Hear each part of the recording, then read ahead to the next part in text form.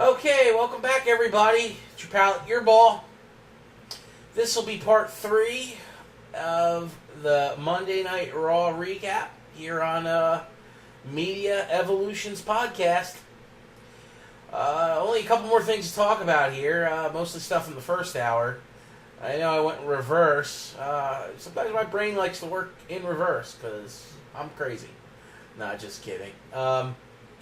Let's talk about more women's stuff here. And the women's division, we got Mickie James went against Nia Jax after having a brief discussion with Nia and Miss Bliss in the locker room area after being kind of shamed in Mickey's locker room with a box of Depends and a walker, which might have been planted by Emma and Alicia Fox, who were giggling and snickering and kind of poking fun at Mickie in the back. I don't know if it was planted by Nia and Bliss, but it could have been. It was really weird. Just, she had a present in her locker room, Mickie, and it ended up being a box of Depends and a walker, which she didn't like because they keep calling her a mature woman, an old lady, this and poking at her age. Listen, those young women can poke at her age all they want, but they better hope to God they still look that damn good at her age. Because some of them might not. Time catches up to everyone, and sometimes Father Time is ugly. Nah, they're all pretty beautiful women in their own right. They probably will still be beautiful in 10 and 15 years. Besides the point. And sometimes beauty really doesn't matter. It does and it doesn't. I used to always think when I was younger that it mattered a lot. It doesn't matter. What matters is... what the hell am I talking about? This is a podcast for wrestling. What the hell am I doing here? Alright, let's go back to the women here. Getting sidetracked on something stupid. Sorry, everybody. You're not supposed to be hearing what I believe and think of what life has to be. You're here for a podcast. So, anyway, Mickie versus Nia. We kind of figured Nia was going to kick the crap out of Mickie because she's done it before, and Mickie has been brought back to WWE to be enhancement talent for the women's division, which she's pretty much been the whole time, once again with the exception of bad storylines or lack thereof, because the writing department just is on vacation half the time. Thought this was going to be a squash, but it turned out being Mickie winning by DQ because she was taking it to Nia. They kind of dialed Nia back from being the monster she's been the last couple weeks to letting Mickie shine here, which would kind of, Mickey's going to shine a little bit. She's going to get her, match in the spotlight at pay-per-view. She's going to fight Miss Bliss. This is another throw-in match to get us to Asuka making her debut. We all know this.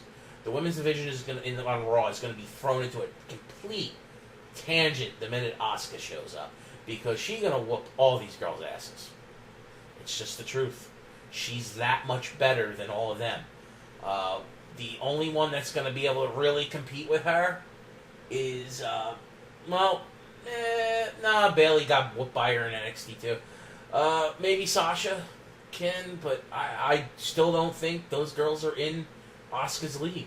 And, Nia will use her size advantage, but she's still green compared to Asuka. Asuka is a ripe tomato. She's a hot mama. She's been in the business for over 15 years. She's fought men overseas. She's going to kick the living crap out of all these women.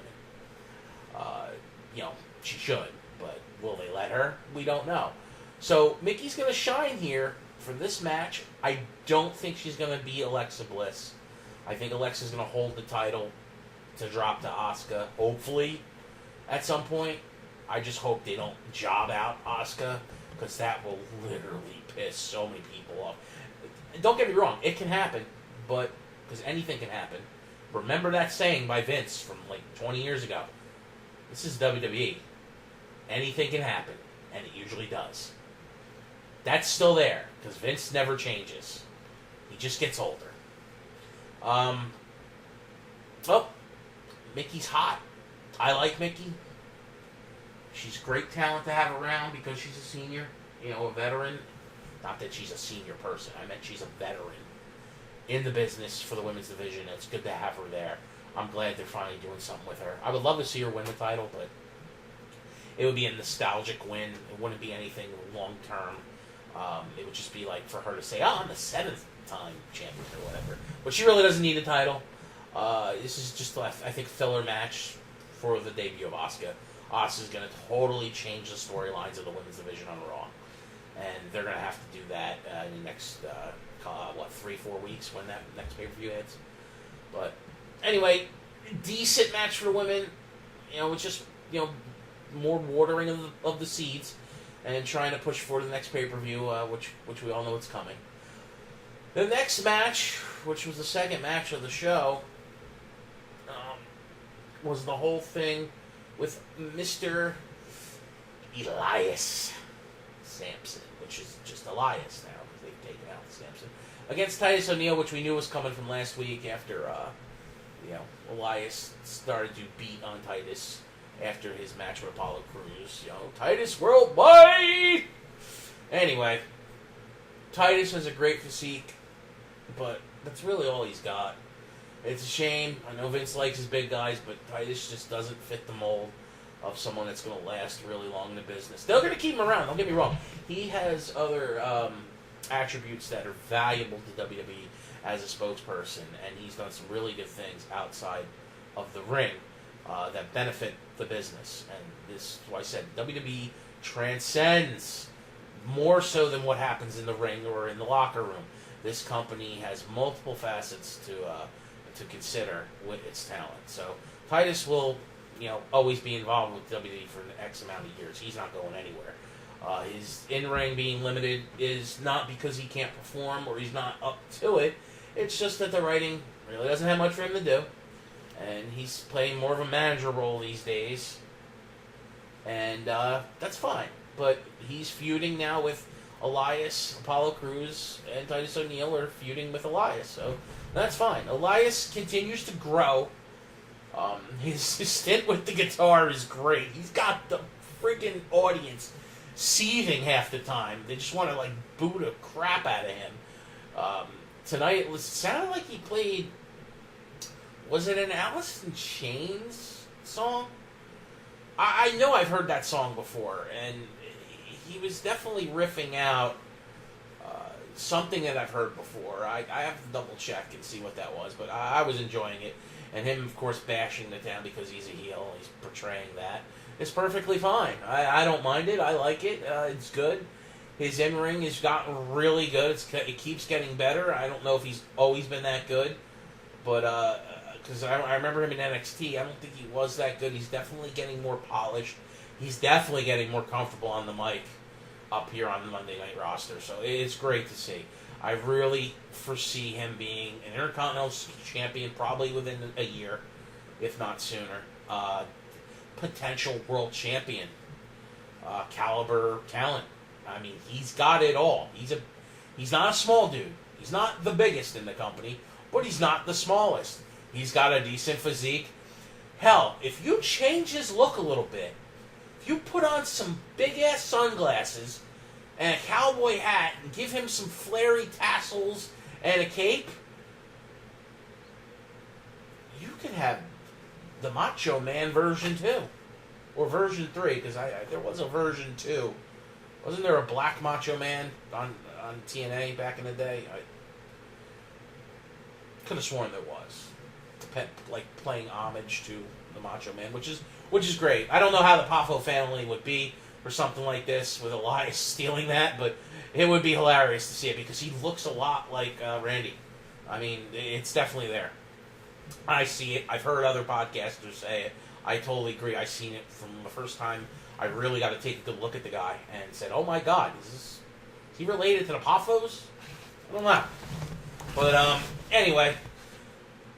Decent match. I'd say probably middle of the road, but Elias winning because he's always winning. I don't think he's going to be jobbed out all too often. I think he'll probably lose by DQs periodically, depending on who he feuds with. It's going to be rare where he takes a pin. Not saying he'll be an undefeated guy, because I believe he's already lost a couple matches. I know he's been disqualified at least twice, 3 times. I think Finn even actually pinned him, because it's always Finn. But, yep, go on from there. And the last part of the recap, which will be the opening match segment, Seth Rollins against Braun Strowman, which we knew was going to happen from last week after Braun wiped the floor with Seth's tag team partner of, the current tag team champions of Rollins and Ambrose, 2 former Shield members getting obliterated by the Monster in back-to-back weeks, which is great for the Monster, coming off his loss to Brock Lesnar in legit fashion of being pinned, and the Monster coming out and pinning 2 former world champions, in back-to-back weeks, and the current tag team champions, makes Braun look strong, and Braun looking strong is a good thing. There's nothing wrong with that. Love it. The Monster doing his monster bit is what we want to see. Braun has leaps and bounds become a main attraction, and that is only good for the WWE. It's good for the fans. It's good for the company. It's good for Braun. So keep feeding the Monster. At the expense of last week Dean and this week Seth, but Seth and Dean don't need to win. They're over. Are they Daniel Bryan over? Nobody's Daniel Bryan over. I don't think that person exists in the company. And them keeping that man off out of the ring is frustrating as hell, considering he should be wrestling. I know they don't want to see him get injured. They're worried about his long-term health and them getting sued in the future from him getting brain damage from injury. But he's been cleared. I know why they're holding him back. And all because of Roman. They want Roman to be the main guy. I really think they should push Braun. And that's not taking anything from the Beast. That's not taking anything away from Lesnar or any of the other heavyweights on Monday Night Raw. I just see Braun in that category of the man. And he should be. Maybe not yet, though. Maybe things are gonna change, and we're not gonna see, Lesnar and Reigns for WrestleMania 34. Like everyone keeps saying, that's where Vince wants to go. We know Vince likes to plan things out that way long term, but maybe he's not going there, guys. Maybe he's going to change his mind, and we will see the crowning of Braun Strowman at WrestleMania. I would love to see that. It'd be great, because then he could do maybe a year-long run with the title. I personally would love to see things like that again, where titles don't change hands too often, and they bring some real validity to not only the wrestler, but the title. But Braun kills Seth. Great match. Liked it. Good way to start off Raw. Him beating up the tag team champions. You got to figure that was going to happen. And then, of course, the Bar comes out and beats them up even more at the end of the match. Because that feud is continuing, as we will see in the next week and the coming weeks. So anyway, this is your pal Earball with his first ever Monday Night Raw recap here on the Media Evolution podcast. And come back tomorrow, and I will have for you the SmackDown recap, and we'll go from there with that. But thank you, and any way to help me out with this stuff, and you want to post in the comments, be my guest. I definitely will read them. And anything to help me out with increasing my subscription count, or not subscription count, but subscription, like subscribe, and that will at least be you becoming a follower to the channel and helping me grow, because I definitely want to continue to keep doing this. It's something I've really wanted to do over the past couple of years, and I'm so happy to be doing it. So anyway, 15 minutes coming up. Gonna be cut off. I gotta go. See you later, everybody. Thank you. Bye-bye.